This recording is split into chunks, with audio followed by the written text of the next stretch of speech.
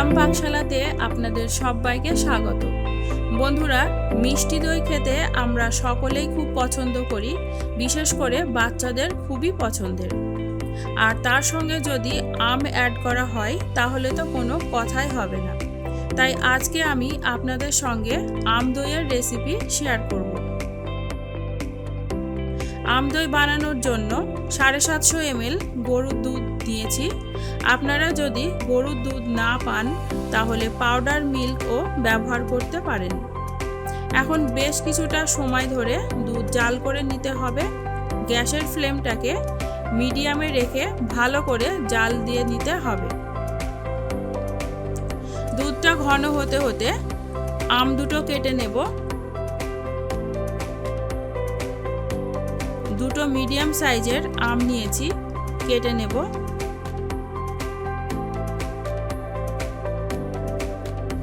খোসা ছাড়াচ্ছি না, দুই সাইড কেটে নিয়ে চামচের সাহায্যে তুলে নেব। আর সম্পূর্ণ আম নেব না, দুটো আমের দুই সাইড কেটে নেব। যদি হাফ লিটার দুধ হয় তাহলে আম একটা দিলেই হবে। দুধের পরিমাণ অনুযায়ী আম কম বেশি করে নিতে পারেন।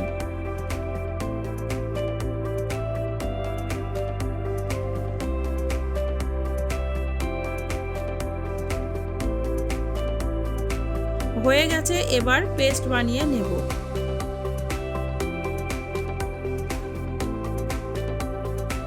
এদিকে দুধ জাল দেওয়া প্রায় হয়ে এসেছে।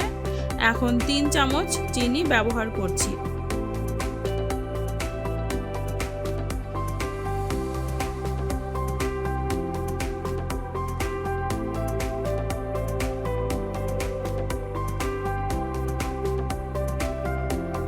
দু চামচ আমুল দুধ ব্যবহার করছি।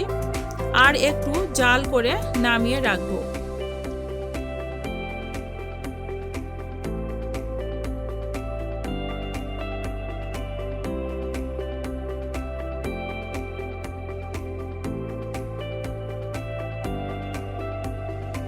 আমের পাল্পটা একটি কড়াইয়ে ঢেলে নিচ্ছি। গ্যাসের ফ্লেমটাকে লোতে রেখে মিনিট 5 সময় ধরে জাল করে নেব। জাল দিয়ে নিলে আম দইয়ের স্বাদ খুব ভালো হয়, তাই আম অবশ্যই জাল দিয়ে নেব। আম জাল করে নেওয়া হয়ে গেছে। আমের পাল্পটা প্রায় ঠান্ডা হয়ে এসেছে। এবার একটি পাত্রে 1 চামচ টক দই নিচ্ছি। টক দই বেশি নেবার কোনো দরকার নেই, অল্প একটু হলেই দই জমে যায়। ফেটিয়ে নেব।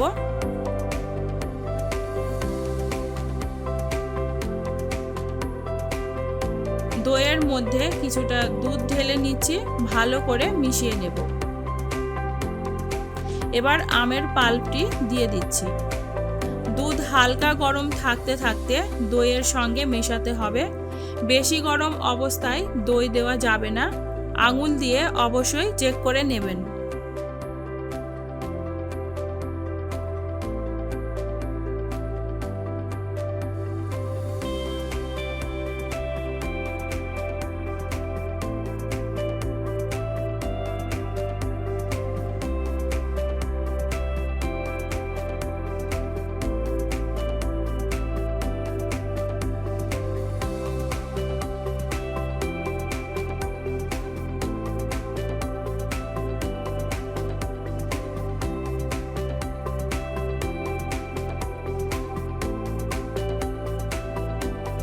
সবটা মেশানো হয়ে গেছে।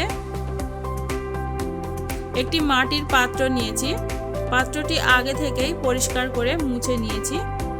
এবারে মিশ্রণটি ঢেলে নিচ্ছি।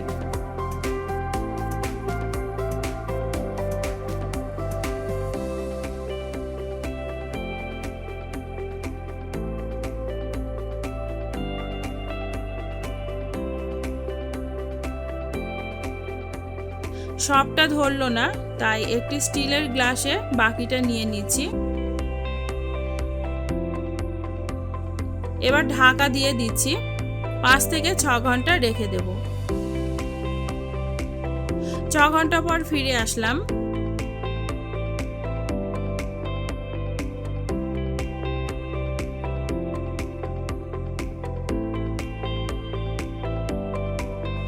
দেখুন বন্ধুরা, একদম পারফেক্টভাবে বসেছে।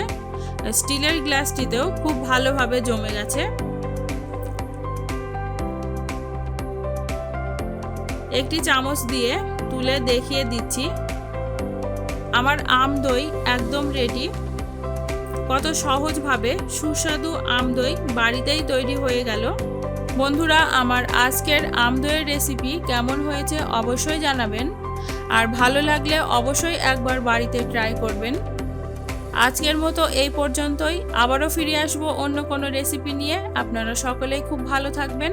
ধন্যবাদ।